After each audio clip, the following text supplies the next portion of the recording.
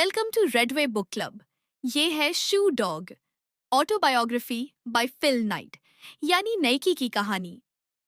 Time है 1960 के दशक का और एक 24 साल का लड़का, शाय और इंट्रोवर्ट।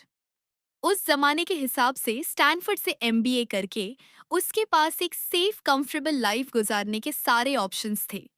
पॉकेट में ज्यादा पैसे तो नहीं थे, पर एक क्रेजी ड्रीम था, शूज बेचने का। उसने कार के ट्रंक से शुरू किया और बनाया दुनिया का सबसे बड़ा स्पोर्ट्स ब्रांड, नाइकी। आज जब हम नाइकी के बारे में सोचते हैं तो हमें बड़े एथलीट्स और ब्रांड्स याद आते हैं। पर उस टाइम में फिल के पास कुछ नहीं था, ना पैसे, ना प्लान, ना फैक्ट्री। उसके स्टैनफोर्ड के प्रोफेसर ने एक असाइनमेंट दिया, फाइंड अ मार्केट अपॉर्चुनिटी। जहां बाकी बच्चों ने टिपिकल टॉपिक्स चूज किए, फिल ने टॉपिक चूज किया अपना पैशन, रनिंग। जब उसने लाइब्रेरी में रिसर्च की तो पता चला पूरा शू मार्केट जर्मनी की दो बड़ी कंपनीज अडीडास और पूमा के हाथ में था। लेकिन उनके शूज बहुत महंगे थे, जो आम एथलीट अफोर्ड नहीं कर पाता था। फिर फिल ने सोचा, जापानीज कैमरास ने जो जर्मन कैमरास के साथ किया, क्या वही शूज के साथ भी हो सकता था? क्या जापान की एफिशिएंसी और लो कॉस्ट मैन्युफैक्चरिंग का पोटेंशियल शूज में भी इस्तेमाल किया जा सकता है? जैसे ही एमबीए खत्म हुआ, फिल ने अकाउंटेंट की जॉब ज्वाइन कर ली। लेकिन ये आइडिया उसका पीछा नहीं छोड़ रहा था। उसने अपने पापा से बोला, मैं दुनिया घूमना चाहता हूँ बिजनेस समझने के लिए। और वो मान गए। और बस ऐसे ही फिल जापान पहुंचा और सीधे ओनित्सुका टाइगर नाम की एक शू कंपनी के ऑफिस में चला गया। बिना अपॉइंटमेंट के वो अंदर गया और एग्जीक्यूटिव से मिला। वो नर्वस फील करते हुए भी कॉन्फिडेंस दिखा रहा था। वो उनसे कहता है, मैं आपके शूज अमेरिका में बेचना चाहता हूँ। एग्जीक्यूटिव्स इम्प्रेस हुए। फिर उन्होंने पूछा, तो तुम्हारी कंपनी का नाम क्या है? अब फिल के सामने दो चॉइसेस थी, सच बोलना या कुछ और। सच बोलता तो वो एक टूरिस्ट लगता जिसके पास कोई कंपनी नहीं है। तो उसने अपने मुंह से एक नाम निकाल दिया, ब्लू रिबन स्पोर्ट्स। ये एक पूरा झूठा नाम था। कोई ब्लू रिबन स्पोर्ट्स नाम की कंपनी एग्जिस्ट ही नहीं करती थी। लेकिन उसने इतने कॉन्फिडेंस से बोला कि जापानीज एग्जीक्यूटिव्स मान गए और अपने सैंपल्स भेजने के लिए तैयार हो गए। फिल नाइट ने बाद में इस मोमेंट को याद करते हुए लिखा, don't tell people how you do things, tell them what you did and they will be surprised. एक झूठ, एक सूटकेस और एक ड्रीम। इसी मोमेंट ने फाउंडेशन रखी उस कंपनी की, जो आज दुनिया की सबसे बड़ी एथलेटिक कंपनी है। थोड़ी ही दिनों बाद ओनित्सुका टाइगर कंपनी के शूज आ गए। शूज हल्के, कंफर्टेबल और जर्मन शूज से काफी सस्ते थे। फिल के पास ना ऑफिस, ना वेयरहाउस और ना ही पैसे थे। उसने अपने पेरेंट्स के घर में अपना हेडक्वार्टर बनाया। पहली शिपमेंट से जो 300 टाइगर शूज के पेयर्स आए थे, वो सब बिक चुके थे।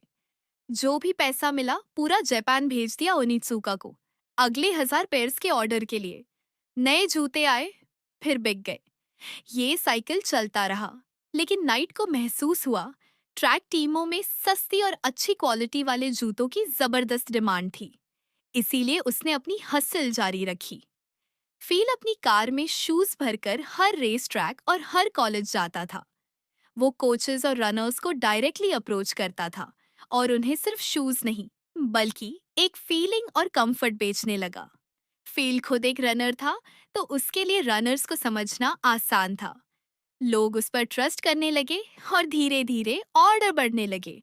कंपनी अकेले चलाना पॉसिबल नहीं था। उसे एक पार्टनर चाहिए था जो शूज को समझे। उसने अपने पुराने यूनिवर्सिटी ऑफ ओरेगन के कोच बिल बावरमैन को याद किया। बावरमैन कोच और एक पैशनेट शू साइंटिस्ट था। वो अपने एथलीट्स के लिए कॉन्स्टेंटली एक्सपेरिमेंट्स करता रहता था। यहाँ तक कि उसने अपनी बीवी के वॉफल आयरन से शू सोल बनाया था, जिसके ग्रिप रेवोल्यूशनरी थे। जब फिल ने उसे सैंपल्स भेजे, बावरमैन को पसंद आए। बावरमैन ने फिल से सीधे कहा, पार्टनर बना लो। फिल ने उसका स्वागत किया। अब ब्लू रिबन स्पोर्ट्स को एक ऑफिशियल पार्टनर मिल गया था। बावरमैन ने एक्सपर्टीज दी और थोड़े पैसे भी लगाए। जैसे ही थोड़ा बिजनेस स्टेबल हुआ, फिल ने अपनी अकाउंटेंट की जॉब छोड़ दी और पूरी तरह से अपने पैशन प्रोजेक्ट में लग गया। उन्होंने अपने डिजाइन्स ओनित्सुका के पास जापान भेजे। कंपनी ने इस डिजाइन से एक शू बनाया और वहीं से जन्म हुआ एक नए शू का, द कॉर्टेज। वो अपने डिजाइन से बना जूता अमेरिकन मार्केट में बेचने लगे, लेकिन पैसों की समस्या थी। सेल इंक्रीज हो रही थी और हालात बेहतर होने लगे, लेकिन अभी ऑफिस बेसमेंट में ही था और गाड़ी का ट्रंक ही उसका शोरूम था। कुछ टाइम बाद पैसा आना शुरू हुआ, पर बहुत कम। कैश फ्लो की दिक्कत हमेशा रहती थी और बैंक वाले लोन देने से मना कर देते थे। फिल को एक और आदमी चाहिए था जो ग्राउंड पे काम करे, जिस पर वो भरोसा कर सके। तो उसने अपने पुराने टीममेट जेफ जॉनसन को रिक्रूट किया। वो हर कस्टमर को दोस्त बना लेता था। उसने ही पहली बार प्रॉपर रिकॉर्ड्स रखे और फीडबैक लिया। फिल बुक में जेफ की बहुत तारीफ करता है। फिल, बावरमैन और जेफ दिन रात मेहनत कर रहे थे। ब्लू रिबन स्पोर्ट्स अच्छा बिजनेस करने लगी। ओनित्सुका टाइगर के शूज अमेरिका में बिक रहे थे। तभी ओनित्सुका टाइगर के मन में लालच पैदा हो गया। उसने सोचा, हम खुद ही सीधे अमेरिका में क्यों ना बेचें, या फिर कोई और डिस्ट्रीब्यूटर क्यों ना ढूंढे, ताकि सारा प्रॉफिट हमें मिले। फिर क्या था, शिपमेंट्स डिले होने लगी। क्वालिटी में भी फर्क आने लगा, जिससे फिल की नींद ही उड़ गई। ओनित्सुका कंपनी से कोई जवाब नहीं आ रहा था। ऑर्डर्स गायब हो जाते थे। फिल को एग्जैक्टली नहीं पता था क्या हो रहा है, बस शक था। उसे पता चलता है कि ओनित्सुका टाइगर ने चोरी छुपे अमेरिका की एक और बड़ी कंपनी से डील कर ली है और ब्लू रिबन स्पोर्ट्स को रिप्लेस करने वाले हैं। उसने तुरंत जापान की फ्लाइट पकड़ी। वहां ओनित्सुका के ऑफिस में कंफर्म हुआ, सच में एक अमेरिकन डिस्ट्रीब्यूटर है जो उनके साथ काम कर रहा है। फिल को अच्छा खासा शौक लगा। उसने मिस्टर ओनित्सुका से पूछा, कौन है वो डिस्ट्रीब्यूटर? ओनित्सुका ने कहा, गोकोगवेई, जो फिलीपाइंस की एक कंपनी है और जिसे वो अमेरिका का एडिशनल डिस्ट्रीब्यूटर बनाना चाहते थे। नाइट का सपना और उसकी एक्सक्लूसिव डील सब खतरे में था। वो होटल वापस आया, डिप्रेस्ड, होपलेस, सोच रहा था अब क्या करे। तभी उस रात उसके होटल रूम का फोन बजा। ओनित्सुका का मैनेजर था। बोला, डील ऑन है, सप्लाई में प्रॉब्लम नहीं आएगी। फिल को रिलीफ मिला, लेकिन अंदर से ट्रस्ट अब नहीं रहा था। उसे एहसास हुआ ये पार्टनरशिप अब ज्यादा दिन नहीं चलेगी। उसने अपने आप से कहा, हमें अपना खुद का ब्रांड बनाना होगा। और यहीं से जन्म हुआ नाइकी का। फिल अमेरिका वापस आया, स्ट्रेस्ड और कंफ्यूज्ड। उसने पार्टनर्स को सब बताया। बावरमैन को गुस्सा आया। जॉनसन शॉक था। सबके मन में एक ही सवाल, अब क्या, फाइट या सरेंडर? फिल ने जापान में ओनित्सुका को एक कड़ा खत लिखा, आपने कॉन्ट्रैक्ट तोड़ा है। ओनित्सुका ने जवाब दिया, आप गलत समझ रहे हैं। कुछ भी क्लियर नहीं था। सिर्फ एक बात क्लियर थी, ब्लू रिबन अब अकेली नहीं थी। उसका सप्लायर ही उसका प्रतियोगी बन चुका था। ट्रस्ट टूट चुका था। अब सिर्फ जंग बची थी। उसने एक सीक्रेट मिशन शुरू किया। ओनित्सुका को पता चलने से पहले ही ब्लू रिबन को अपना खुद का शू बनाना था। एक नया ब्रांड, एक नई शुरुआत। फिल ने चुपके से जापान के दूसरे मैन्युफैक्चरर्स ढूंढने शुरू किए। मीटिंग्स हुई, सैंपल्स मंगाए गए। आखिरकार उन्हें निप्पॉन रबर नाम की कंपनी मिली, जो उनके लिए शूज बनाने को तैयार थी। ब्लू रिबन ने अपना पहला प्रोटोटाइप डिजाइन तैयार किया। ये सब इतनी सीक्रेसी में हुआ कि ओनित्सुका को भनक तक नहीं लगी। फिल के पास कोई और चॉइस नहीं थी। या तो ये करना था या फिर सब कुछ खो देना था। और अब फिल के सामने सिर्फ एक ही रास्ता था, अपना खुद का ब्रांड बनाना। फिल और बावरमैन ने सोचा, हम अपने शूज बनाएंगे, अपना डिजाइन, अपना नाम, अपना लोगो। जेफ जॉनसन ने एक नाम सजेस्ट किया, नाइकी, गॉडेस ऑफ विक्ट्री। इस नाम में एक विनिंग फीलिंग थी। फिल ने कैरोलिन डेविडसन नाम की डिजाइनर से लोगो डिजाइन करवाया। उसने एक सिंपल कर्व बनाया, द सुओश। फिल ने कहा, मुझे ज्यादा पसंद नहीं आया, लेकिन शायद मैं इसकी आदत डाल लूं। उस लोगो के लिए कैरोलिन ने सिर्फ $35 लिए। आज स्वूश और नाइकी एक दूसरे के पूरक हैं। ब्लू रिबन ने छुपकर नाइकी शूज मार्केट में उतार दिए। लेकिन ये राज ज्यादा दिन तक नहीं चला। 1972 आते ही सच सामने आ गया। शिकागो के नेशनल ओलंपिक शू एसोसिएशन शो में पूरे देश से आए सेल्स रेप्स नए एथलेटिक शूज देखने के लिए जुटे थे। और वहीं पहली बार नाइकी शूज सबके सामने इंट्रोड्यूस हुए। ब्लू रिबन स्पोर्ट्स का बूथ लगा रखा था। ओनित्सुका शूज डिस्प्ले पर रखे हुए थे। लेकिन उसी बूथ के नीचे एक कार्डबोर्ड बॉक्स में छुपे हुए थे उसके असली सीक्रेट्स, नाइकी के पहले प्रोटोटाइप्स। अचानक ओनित्सुका का सीनियर मैनेजर कितामी बूथ पर आ गया। असल में ओनित्सुका को शक था कि फिल नए सप्लायर्स के साथ कोई डील कर रहा है। फिल ने लिखा है, उस पल टेंशन आसमान तक पहुंच गई थी। किस्मत से मैनेजर बिना कुछ देखे चला गया। लेकिन अगले ही दिन किटामी एक स्टोर में पहुंचा और वहां उसने नाइकी शूज का स्टॉक देख लिया। बस फिर क्या था, वो फील्ड से मिला और धमकी दी, हम तुम्हें खत्म कर देंगे। थोड़े ही समय बाद ओनित्सुका ने ब्लू रिबन को अल्टीमेटम दिया, या तो सिर्फ हमारे लिए बेचो, वरना सप्लाई हमेशा के लिए काट दी जाएगी। ये एक सीधी धमकी थी, एक छोटी कंपनी को कुचल देने की। ये एक खतरनाक टकराव था।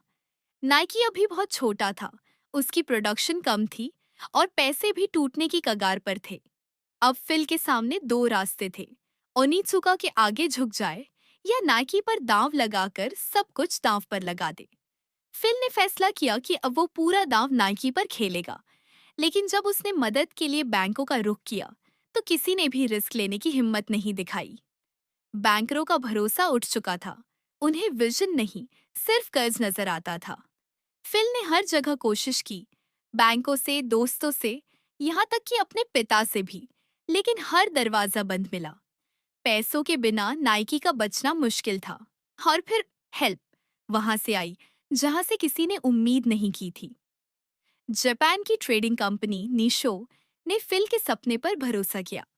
उसने वहां उम्मीद देखी, जहां बाकी सबको बस खतरा नजर आता था।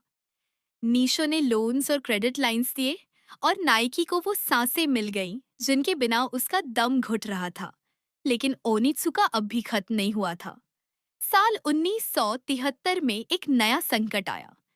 फिल को कुचल देने के इरादे से ओनित्सुका टाइगर ने नाइकी के खिलाफ मुकदमा दायर कर दिया। उनका आरोप था, नाइकी ने अपना कॉन्ट्रैक्ट तोड़ा है। अब नाइकी की जिंदगी सिर्फ सेल्स या सप्लाईज के साथ साथ एक कोर्ट रूम बैटल पर टिकी थी। ये एक बड़ा लीगल वॉर था, ऐसा वॉर जो पूरी कंपनी को फाइनेंशियली तबाह कर सकता था। फिल और उसकी छोटी सी टीम एक ऐसी लड़ाई में फंस गई जिसके लिए वे बिल्कुल तैयार नहीं थे। 15 महीने तक फिल ने कोर्ट रूम्स और लॉयर्स ऑफिसेस में ही जिंदगी गुजारी। हर दिन उसके लिए उदासी से भरा था। अगर वो हार जाता, नाइकी दिवालिया हो जाता, इतिहास बनने से पहले ही मिट जाता। दबाव और टेंशन उस पर भारी पड़ने लगे। लेकिन इन सब के बीच भी फिल दौड़ता रहा। हर शाम फिल शू काउंट जरूर चेक करता। आज कितने शूज बिके? हर बेचा गया नाइकी शू। उसके लिए सबूत था कि सपना अब भी जिंदा है। फिर 1973 में आया कोर्ट का फैसला। कोर्ट ने फिल को ईमानदार और सही ठहराया। नाइकी जीत गया। ओनित्सुका को मजबूर होकर अदालत से बाहर समझौता करना पड़ा, $4 लाख चुकाकर। ये सिर्फ एक कानूनी जीत नहीं थी, ये सर्वाइवल था। नाइकी मिटने से बच गया था। कोर्ट रूम बैटल खत्म होने के बाद फिल ने पहली बार चैन की सांस ली। लेकिन सर्वाइवल का मतलब आराम नहीं था। कंपनी अब भी मंथ टू मंथ जी रही थी। कभी पैरोल करने की जद्दोजहद, कभी स्टॉक मेंटेन करने की मशक्कत। हर कमाया हुआ डॉलर वापस चला जाता था, और जूते बनाने में। फील ने लिखा, the cowards never started and the weak died along the way. That leaves us, मतलब जो डर के मारे पीछे हटे उन्होंने शुरू ही नहीं किया, और जो रास्ते में हिम्मत हारे वो गिर गए। बस हम ही बचे हैं जो लड़ रहे हैं। उसके साथ एक टीम थी, जेफ जॉनसन जो ग्राउंड पर मेहनत कर रहा था, वुडेल जो सेल्स संभाल रहा था, और बॉवरमैन जो नए डिजाइन बना रहे थे। फेल उनके लिए लड़ रहा था। वो उनका कप्तान था और अपनी टीम को डूबने नहीं दे सकता था। जब फाइनेंशियल प्रेशर थोड़ा कम हुआ तो फिल और बावरमैन अपने असली काम पर फोकस कर पाए, इनोवेशन पर। धीरे धीरे नाइकी की पहचान बनने लगी। लोग इसे सिर्फ कंपनी नहीं बल्कि एक मूवमेंट मानने लगे। फिल अब बस सरवाइव नहीं कर रहा था, वो अब ग्रो कर रहा था। नाइकी का असली कंपटीशन शुरू होने वाला था, न सिर्फ स्टोर्स पर बल्कि ओलंपिक्स में भी। मार्केट के राजा अडीडास और पूमा थे। उनके पास बहुत पैसा था, बड़ी फैक्ट्रीज थीं और हर बड़े एथलीट का समर्थन था। यहीं पर फिल नाइट ने सोचा, हम उन्हीं के गेम में उनको नहीं हरा सकते, हमें कुछ हट के करना पड़ेगा। उनकी नजर पड़ी एक बेहद टैलेंटेड रनर पर, स्टीव प्रीफोंटैन, जिसे प्री कहा जाता था। वो जबरदस्त रनर था, दौड़ता ऐसे जैसे कोई चीता हो। उसका मकसद था, अगर तुम दौड़ रहे हो और थक नहीं रहे तो तुम दौड़ ही नहीं रहे। वो हार नहीं मानता था, देखने वालों को पागल कर देता था। एडिडास और पूमा ने प्री पर ज्यादा ध्यान नहीं दिया, उन्हें लगता था ये एक रैबल है। फिल और बावरमैन ने उसे देखा और उन्हें अपना ब्रांड एम्बेसडर मिल गया, स्टीव प्रीफोंटेन। ये एक मास्टर स्ट्रोक था, क्योंकि प्री वही इंसान था जो नाइकी को हर लिहाज से बयान करता था, अलग, हटके और सबसे बेहतरीन। प्री ने हर शूज खुद ट्राई किए और फीडबैक भी दिया। प्री ओरेगन का लोकल लड़का था, उसकी छवि एक रैबल की थी और लोकल्स में बहुत पॉपुलर था। वो नाइकी शूज पहनकर लोगों के बीच रनिंग, लोकल इवेंट्स पर जाता, कॉलेजों में प्रमोट करता। हर कोई उसे देख स्वुश शूज पहनना चाहता था। वो दिल से लगा हुआ था। पर प्री सिर्फ 24 साल का था। 1975 में एक कार एक्सीडेंट में उसकी डेथ हो गई। नाइकी के लिए ये बहुत बड़ा सदमा था। प्री उनके लिए सिर्फ एथलीट नहीं, सबसे पहले एक दोस्त था। और सोचो, ये एक्सीडेंट सिर्फ एक साल पहले हुआ था, जब उसे 1976 मॉन्ट्रियल ओलंपिक्स में दौड़ना था। टीम के पास समझने और प्रोसेस करने का बिल्कुल भी टाइम नहीं था। एकदम से सब कुछ रुक गया।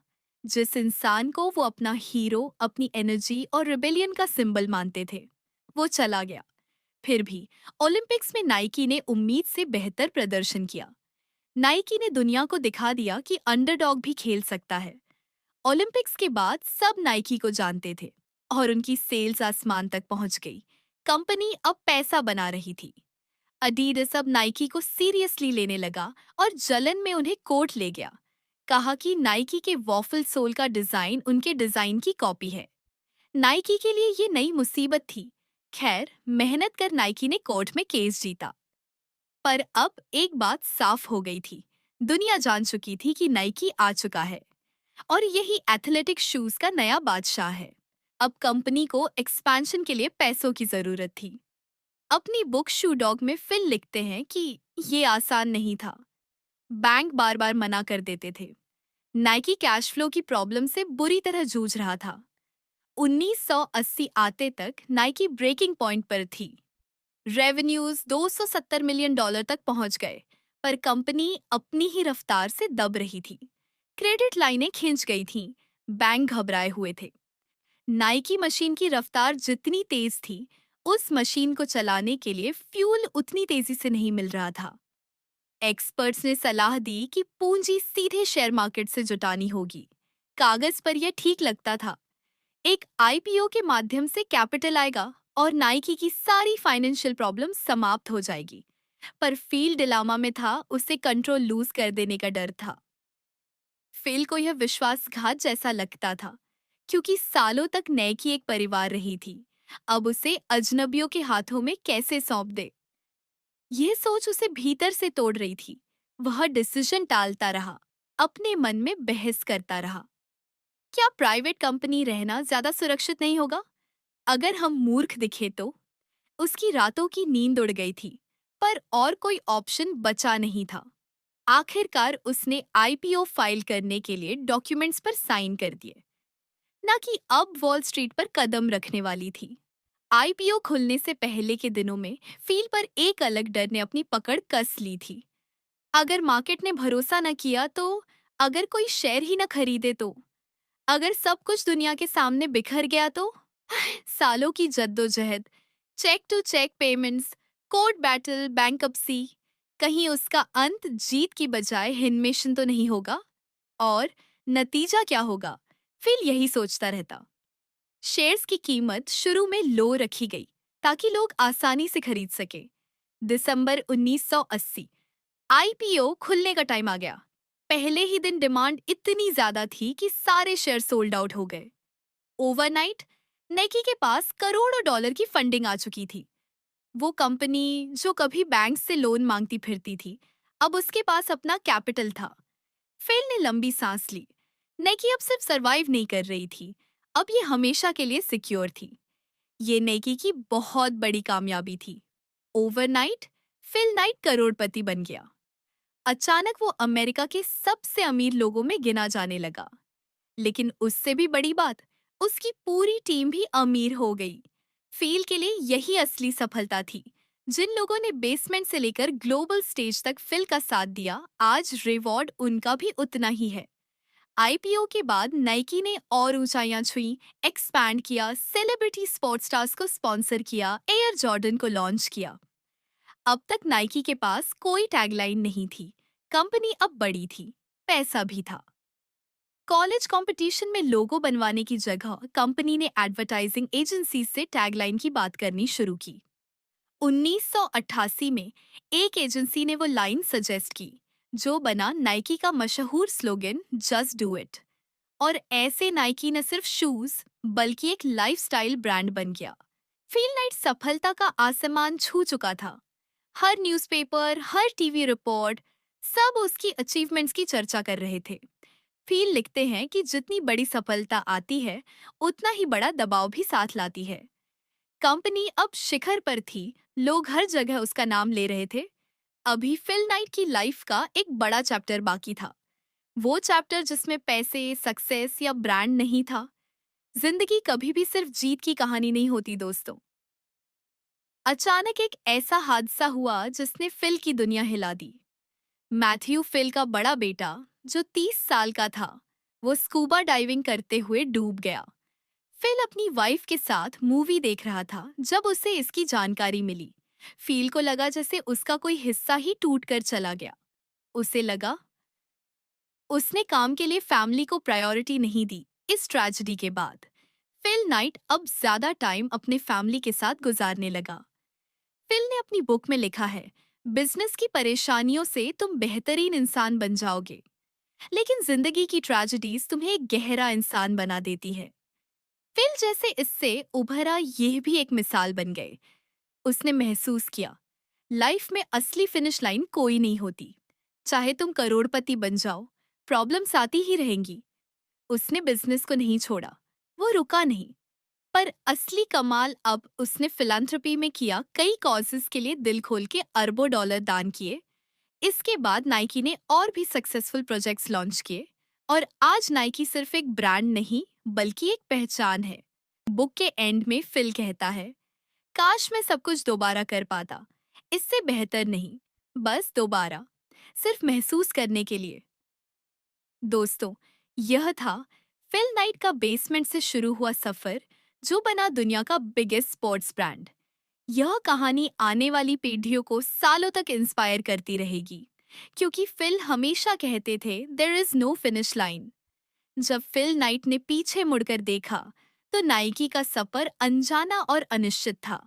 ये किस्मत से नहीं बना था, ये बना था विश्वास से। फिल अपनी बुक में लिखते हैं, मैं मिड ट्वेंटीज के यंगस्टर्स से कहना चाहूंगा, सिर्फ जॉब, प्रोफेशन या इवन करियर पर मत रुकिए। एक कॉलिंग ढूंढिए। भले अभी न जानते हो कि इसका मतलब क्या है, फिर भी उसे खोजिए। जब आप अपनी कॉलिंग फॉलो करते हैं, थकान आसान लगती है, डिसअपॉइंटमेंट्स फ्यूल बन जाती हैं, और हाइज वैसी होती हैं जैसी पहले कभी नहीं हुई। फिल के सफर से हमें कई लेसन्स मिलते हैं। सिर्फ एक जॉब मत ढूंढो, अपनी कॉलिंग ढूंढो। जब आप अपने पैशन को फॉलो करते हो, तो बड़े से बड़े चैलेंजेस भी छोटे लगते हैं। फियर को कभी रुकने मत दो, उसे ओवरकम करो। हमेशा ऐसी टीम बनाओ जो तुम्हारे विजन पर उतना ही विश्वास रखे जितना तुम रखते हो। और याद रखो, सक्सेस के साथ कंपटीशन भी बढ़ेगा, लेकिन चलते रहना है, रुकना नहीं है। फील का सबसे बड़ा मंत्र, कभी मत रुकना, बस चलते रहो। तो अब सवाल आपसे है, क्या है आपका क्रेजी आइडिया?